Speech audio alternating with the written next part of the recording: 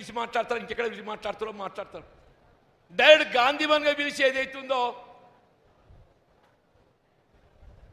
స్థానిక సంస్థల ఎన్నికల స్ట్రాటజీ మీటింగ్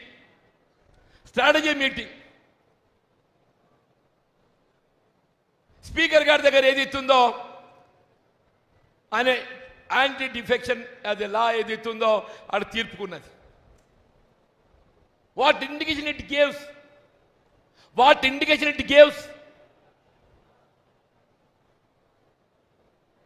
వీళ్ళ కాంగ్రెస్ పార్టీ ఇదొక జాతీయ పార్టీ. తెలంగాణ రాష్ట్రంలో తీసుకోబోయే నిర్ణయాలు ఏదైతుందో ఇవి జాతీయ స్థాయిలో ప్రతిబింబింపజేస్తాయి.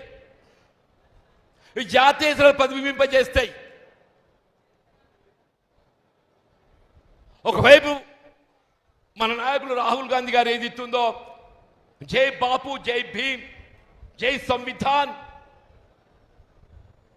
10th షెడ్యూల్, 5 న్యాయ్ నినాదంతో ముందుకు పోతుంటే నీరుగార్చే విధంగా నాకు ఆశ్చర్యం ఏంటంటే సికింద్రాబాద్ ఇంటెలెక్చువల్ కాన్స్టిట్యున్సీయా దానా నాగేందర్ గారిని అభ్యర్థి చేయదలుచుకుంటే ఆయన అసెంబ్లీకి రాజీనామా చేయించి పెడితే అయిపోతుండే కదా.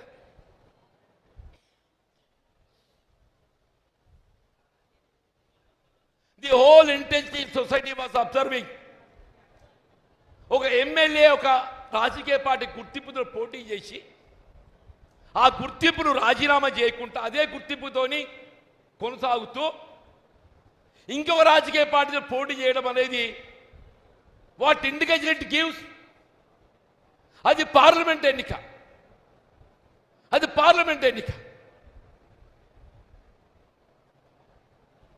But for it we lost that Secunderabad seat.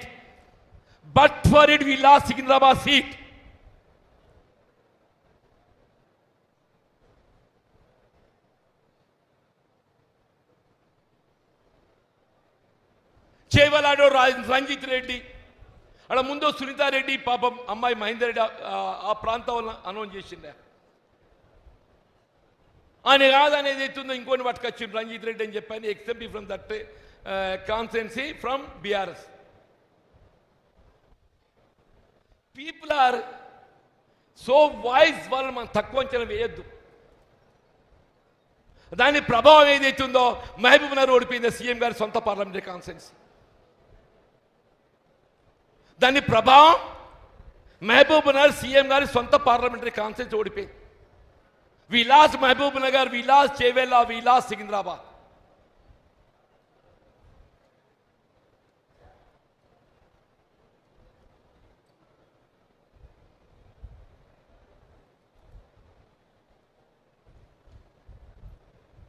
అంటే ఇవాళ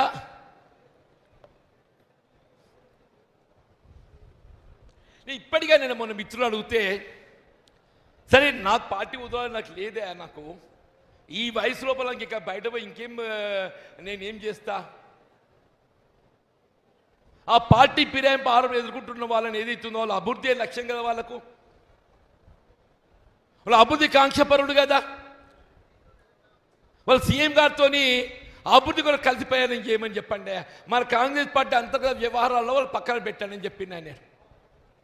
నేను పత్రిక ముఖంగా చెప్పాను. Let them not interfere in the internal affairs of Congress party. వచ్చిన మహేష్ గౌడ్ గారి దగ్గరికి ఏం పరిష్కారం? కలిసి ప్రయాణం చేద్దాం, నువ్వు పోవద్దు, ఓపిక పట్టు, నువ్వు ఓపిక పట్టి ఇక్కడ దాకా వచ్చిన, నువ్వు ఓపిక పట్టి ఇక్కడ దాకా వచ్చింది, నేను నా ఓపిక కూడా 20 మాసాలు అవుతానే. నా తోటోడు కుటుంబ సభ్యుడు నడి బజార్లో ఏదైతుందో హత్య కవింపబడితే ఓపిక పడతానే?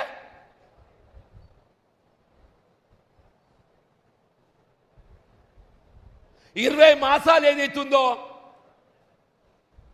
నన్ను అన్నిట్లో కించపరుస్తూ అన్నిట్లో కించపరుస్తూ, నా తోటి సోదరులను కూడా కించపరుస్తూ అడుక్కునే స్థాయికి తీసుకొచ్చినాక ఏం చేయాలి నేను?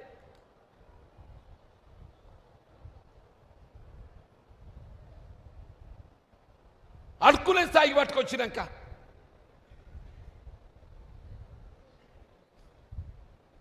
మొన్నటి దాకా ఏదైతుందో ప్రభుత్వం మాత్రమే ఆయనకు అండగా ఉన్నది అన్న ఒక అభిప్రాయం ఉండేనే మున్సిపల్ ఎన్నికల దాకా.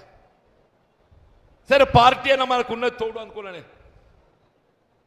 మున్సిపల్ ఎన్నికల దాకా ఏదైతుందో ఇలా ప్రభుత్వం మాత్రమే ఆయనకు అండగా ఉన్నది, ముఖ్యమంత్రి గారు, పార్టీ మనకు తోడు ఉంది అనుకున్నా. ఇప్పుడు పార్టీ కూడా ఆయన చేత అయింది.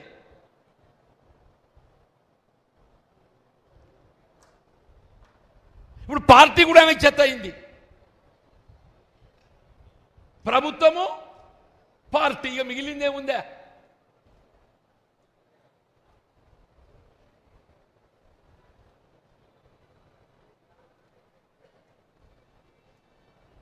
అంటే ఇవాళ నిజంగా కూడా చెప్పంటున్నా, ఇంతమంది కుటుంబ సభ్యులు ఏదైతుందో నాకు 4 దశాబ్దాల కాలం నాకు తోడు నిలిచిండ్రు. నేను కనీసం వాళ్ళ ఆత్మ అభిమానాన్ని కాపాడాలి. నాకు వాళ్ళకు ఏ పదవులు ఇచ్చినా పదవులు ఇచ్చే శక్తి నా చేతిలో వేకింది. వాళ్ళ పదవులు ఇప్పించే శక్తి నాలో కోల్పోయింది. కానీ వాళ్ళ కనీస ఆత్మ గౌరవం అభిమానం కాపాడద్దే? మన మీనాక్షి నటరాజన్ గారు Gangadhar % of seats would be given to you. ఇదే మీనాక్షి నటరాజన్ గారు, ఇదే మహేష్ కుమార్ గౌడ్ గారు చెప్పి 4 నెలలు కాలేదు. అది రివర్స్.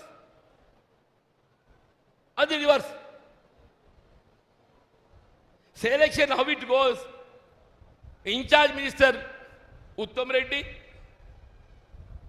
జిల్లా కాంగ్రెస్ ప్రెసిడెంట్ నందన్న, జిల్లా ఇన్ఛార్జ్ మంత్రి లక్ష్మణ్ కుమార్, ఎమ్మెల్యే వాళ్ళకి కలిసి ఏదైతున్నదో నేను ఇచ్చిన లిస్టు వాళ్ళు స్క్రూటీలు చేసి ఎమ్మెల్యే గారు ఇంకో జీవన్ రెడ్డికి ఇచ్చినకి ఇవన్నీ ప్రతిపాదన అడుగుతారా? ఆ ఎమ్మెల్యే నా టిక్లు పెడతాడే?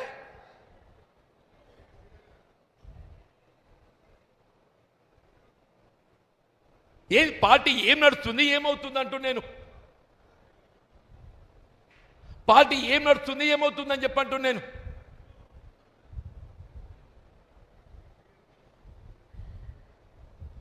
దయచేసి ఏదైతున్నదో వాస్తవంగా ఇవ్వాలని దినంలో మీరు ఎవరి పదవులు ఇస్తుండ్రో ఏం చేస్తుండ్రో, నేను శాసన మండలి సభ్యుడిగా ఏకైక సభ్యుడిగా 5 సంవత్సరాలు పోరాటం చేసిన పిసిసి అధ్యక్షుడు రేవంత్ రెడ్డి గారు ఏదైతుందో వారి ఆధ్వర్యంలో వారి నాయకత్వంలో కాంగ్రెస్ పార్టీ ప్రభుత్వం అధికారానికి వచ్చింది. He deserves to become the chief minister.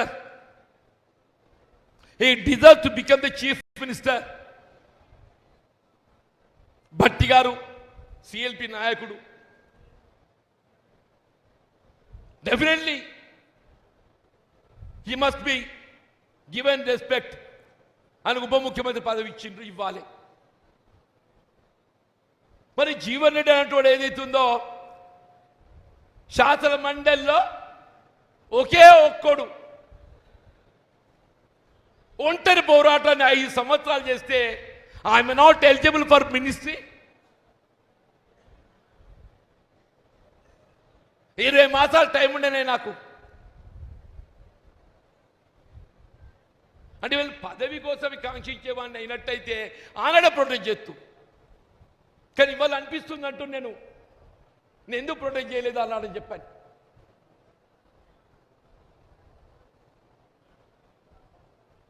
రెండు 2022లో January 4th or 3rd it appeared in the media on 5th. Jeevan Reddy గారు పిసి